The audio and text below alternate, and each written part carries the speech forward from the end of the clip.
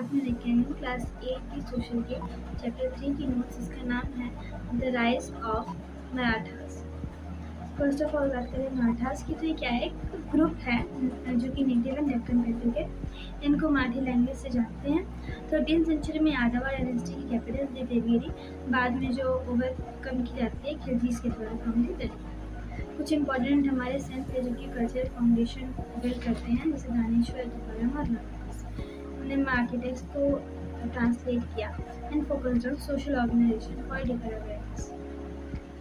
फिर हम बात करते हैं मेन पर्सन की पूरे चैप्टर की, तो वो है महाराज शिवाजी महाराज। इसमें कुछ ज़्यादा नहीं दिया है शिवाजी महाराज के बारे में। मेन ये चीज़ है कि 1646 में इन्होंने रूल करना स्टार्ट किया। 1630 में इनका जन्म होता है। इनके फादर का नाम था शाहजी और मदर का जीजाबाई। इनके फादर जो है डेक्कन सल्तनत को सर के पहले, that's why he was mostly अब, और वो पुणे जाकर में उनकी ग्रोथ होती है। और वो एक 16 ईयर की एज पे क्या करते हैं, मिलिट्री कैंपेनिंग करना स्टार्ट कर देते हैं। स्वराज का कॉन्सेप्ट इन्होंने बिल्ड किया। फिर एक रेवोल्यूशनरी स्टेप जो था उनके द्वारा लिया गया, वो नेवी का एस्टेब्लिशमेंट था इन 1657। गुएरिला वॉरफेयर टैक्टिक हम जानते हैं कि जहाँ पे स्मॉल ग्रुप जो है पीपल फोकस में ये क्या करते, फोकस वे में हमारी क्या करती है, अटैक करती है अगेंस्ट दी अपोजिशन साइड।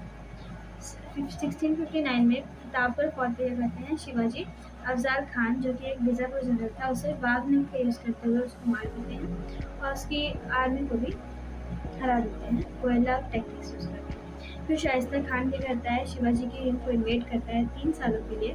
जब शिवाजी रात में इन्वेड करते हैं तो खान वहाँ से भाग जाता है, लूजिंग हिज प्रिफरेंस।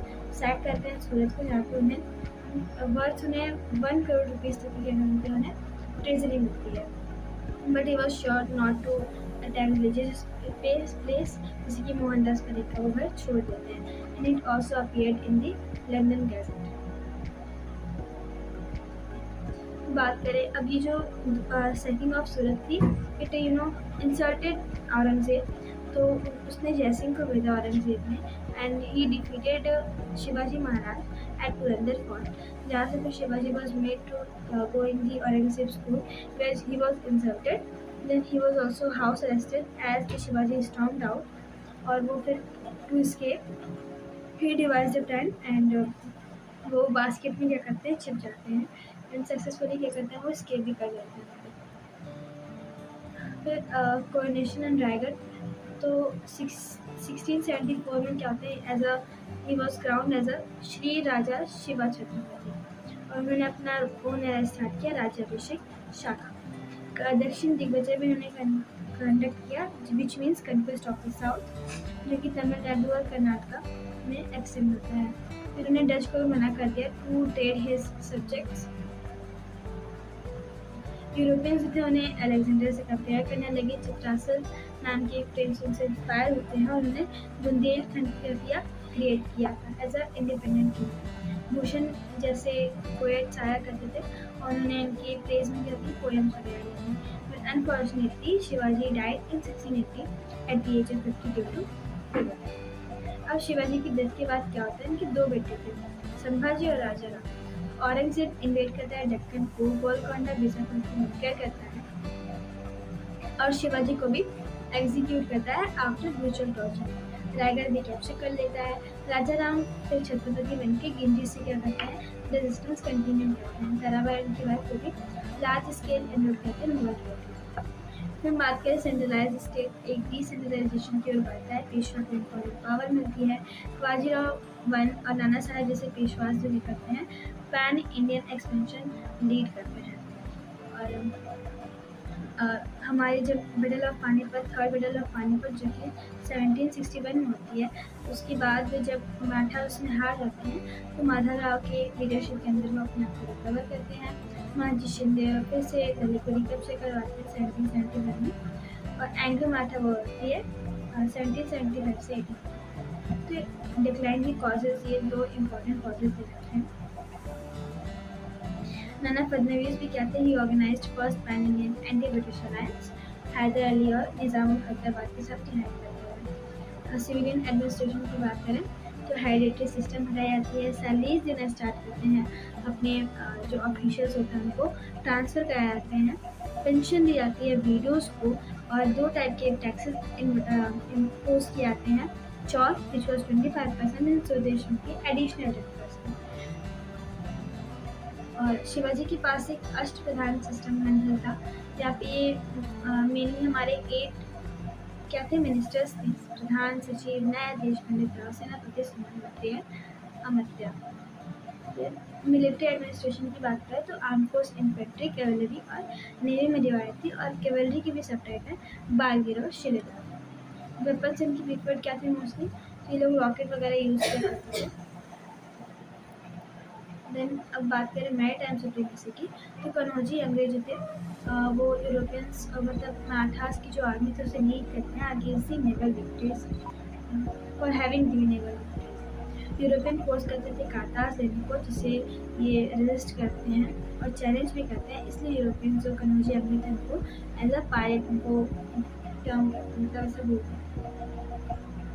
फिर शिवाजी की ये एक इम्पॉर्टेंट मतलब एक चीज़ होती है कि उनकी शिप जाती है ओमान में, तो जहाँ पे वो कैप्चर आती है। Then when the ruler of that is एक you know that Shivaji had more than 100 ships in his navy, so he retreated back. Judicial system की बात करें तो डेथ पेनाल्टी हो गया, पंचायत, कोतवाल, ये सब कुछ इम्पोर्टेंट चीज़ें हैं। जैसे पंचायत हुआ करती थी, कोतवाल और वैकेंसी पुलिस लॉ और जस्टिस को इंश्योर करने के लिए ये लोग भी रहते हैं। ट्रेड इनका मेनली कुछ बोल जैसे कि मोचा हो गया, उसका यहाँ पे होता था, और उड़ीसा में उन्होंने क्या किया था, ट्रांसपोर्टेशन को इम्प्रूव किया था। कल्चरल रिवाइवल में स्वराज्य का कॉन्सेप्ट बहुत ही इम्पोर्टेंट रहा इनका। एक सील पे इनकी शिवाजी के बारे में कुछ लिख रखा है, जो कि मैंने लिख रखा है। राज्य व्यवहार कोश लोग इंट्रोड्यूस करते हैं which provide Sanskrit equivalent word for Persian word. Shivaji क्या थे, हिंदू थे, but he also respected other religions. Marathas को रिप्रेजेंट करने के लिए सैफरन कलर का फ्लैग को अडॉप्ट करते हैं, टेम्पल को रिबिल्ड करवाते हैं, लिटरेचर को सपोर्ट करते हैं, और वहाँ उनकी जो मेन स्क्रिप्ट यूज़ किया था वो क्या थी, मोदी। बात करेंगे तंजावर की, which was conquered by Ekoji, who was the half brother of Shivaji. ये एक हमने यहाँ पे तंजावर मराठा से करते हैं, एक सिंक्रेटिक फॉर्म क्रिएट करते हैं मराठी, तमिल और तेलुगु इन्फ्लुएंस का। और तंजावर पेंटिंग भी बहुत फेमस है, जिसमें हमें कोल्ड फॉयल वर्क देखने को मिलती है। फिर एक नोटेबल तंजावर मराठा रूलर की बात करें, जो कि सरफोजी सेकंड, उन्होंने देवेंद्र कुरवंशी लिखी है, जो कि मराठी प्ले है। धन्वंतरी महल इस्टेब्लिश किया, म्यूजिक और डांस को सपोर्ट किया, और इन्होंने और इंस्क्राइब करवाया था भोसले की हिस्ट्री, भोसले जो प्लान है उनकी हिस्ट्री को बृहदेश्वर की वॉल्स पे। बृहदेश्वर एक टेम्पल है।